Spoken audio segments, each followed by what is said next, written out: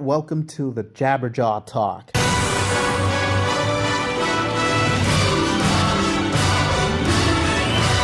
This week we're going to talk about Jabberjaw, the most futuristic shark you ever saw. Yeah, that's right. Old school stuff. I am Gibson Shamar from Hikati Media, and I will be talking throughout this video about a show probably all of us saw at least a glimpse of when we were kids. Firstly, we'll talk about the characters, then the show itself. So first up, we have the title character, Jabberjaw. He's a talking shark who is very stretchy and rubbery for some reason, and he can breathe air. I have no idea where that comes from. Nobody seems to mind that or even question the possibility. It must be a common thing at that point in time. He's very convinced that he's the toughest thing around and always talks about how he's gonna pound the bad guy, but never actually does. He's also very sensitive about his image and the way people treat him. Even when he messes up, he still doesn't like it when people disrespect him. "I don't get no respect," he says. That's one of his punchlines. The others are whoop, whoop, whoop, whoop, whoop, whoop, whoop, whoop, whoop, and "I'll give him a this, I'll give him a that," while pretending to punch. He's a very tough-sounding shark, but is very playful and immature. He has a close friendship with Clamhead, a member of the band called the Neptunes. Who was next? Clamhead. I didn't know that it was his actual character name. I just thought it was some sort of insult hurled his way due to how sometimes he seems a bit dumb. He isn't, but it seems like it. He always starts his sentences with "up." It's like he has the stutter, but he actually doesn't. He just blubbers like that when he's speaking for the first time in a long time. He also likes to say wow, wowie, wow, wow, zowie, whatever that means. I'm starting to get the feeling that kids in those days liked their characters having these weird expressions so that they could imitate them. He's Jabberjaw's best friend in the group and has all sorts of different tricks that he employs with him in order for them to get out of tricky situations. He plays the bass in the band. He's a really chill guy. He reminds me of Shaggy from Scooby-Doo. Then we've got Shelly. She is the object of Jabberjaw's affection. Yup, I know. He finds her hot. I won't lie, I did too when I was a kid, and she was my crush in this show. She has a very tense relationship with Jabberjaw, but is not antagonistic. They're always bickering, and he's always trying to express his affection towards her, but when he does, she doesn't like it one bit. She is intelligent, but her vanity gets in the way of the impression we get of her. She plays the tambourine in the band. Next up, we have Biff. He's the typical athletic, charming guy we have in the group. He plays the guitar in the band. He reminds me of Fred in Scooby-Doo.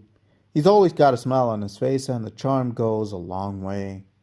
His catchphrase is, "Jumpin' jellyfish!" I know. What the heck does that even mean? It is an expression one has when one is shocked, I know, but still. He's the leader of the group, and he's the one who gets the band's gigs. Then we have the last member of the group, Bubbles. She's a blonde. You know what that means? Yup, she's ditzy, loose, and often has no idea what's going on, or the danger that she is in, with the group. She plays the keyboard in the band. She's also funny, don't get me wrong, she's a very funny character, but doesn't offer much else, other than being the dumb one. In fact, she and Biff get the least to do. She has a cute giggle, though. She doesn't have a catchphrase. Surprising, right? Well, that's it for the characters. Now we have the show itself to talk about. The show is a simple adventure thing. I get that it's sort of a variation of Scooby-Doo, but has more of an adventure feel to it. The characters go to a place where there's a gig and get into trouble there with an evil scientist or warlord who wants to conquer or destroy, and the band has to stop them. Then in the final chase, they play a song. That's the formula for pretty much every episode. There's no need for any complexities or advanced stories since this is a kids' show. All you need is characters who have a unique quirk, a basic objective, a villain who is unrelated to the main objective of the characters, and you've got an episode of Jabberjaw. The characters weren't very striking and few of them are memorable. The bad guys are disposable and you'd barely remember any. I like the idea that the world they're navigating is the undersea world and they have all these different countries living in domes.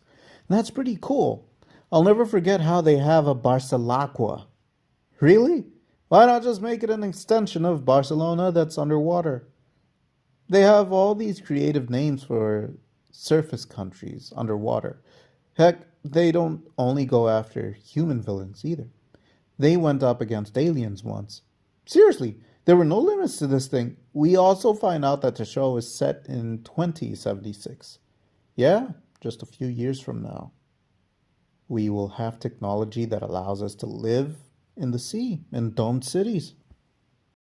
I have fond memories of the show, but I understand why it wasn't really continued.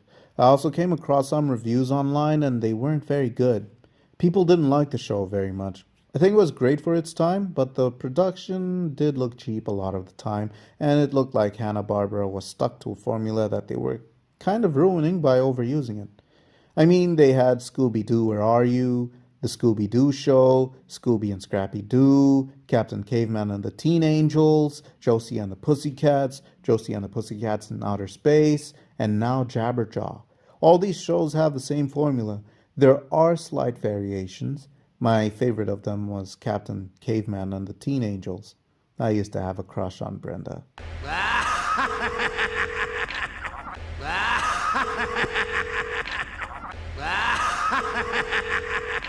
Where was I?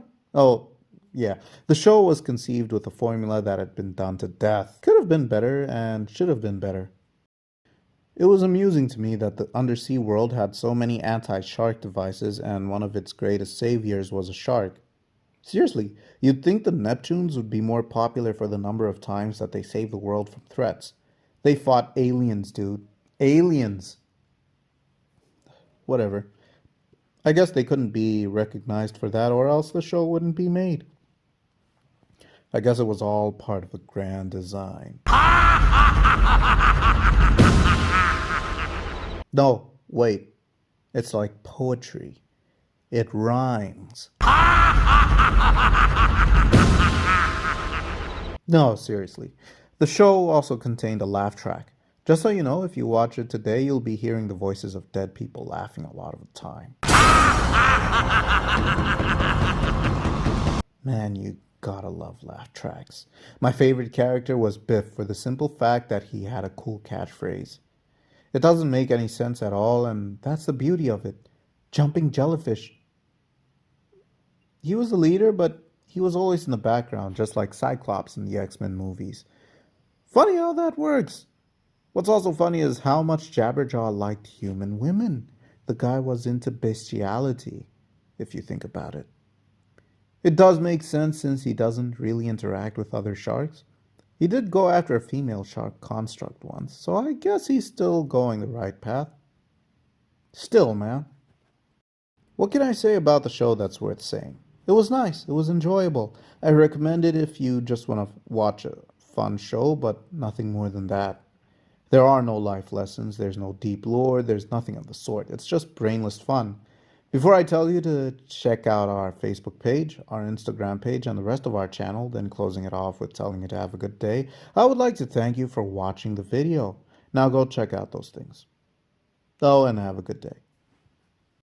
Aqualaska, Aquahama, Hydrostan, Atlantis, well, at least that one, Panaqua, Aquatania, Hydrabia, Petrolaqua. These are just some of the names of the locations the Neptunes visit.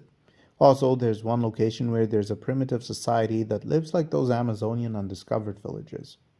How the heck did those make it underwater? How do they still behave like that in 2076?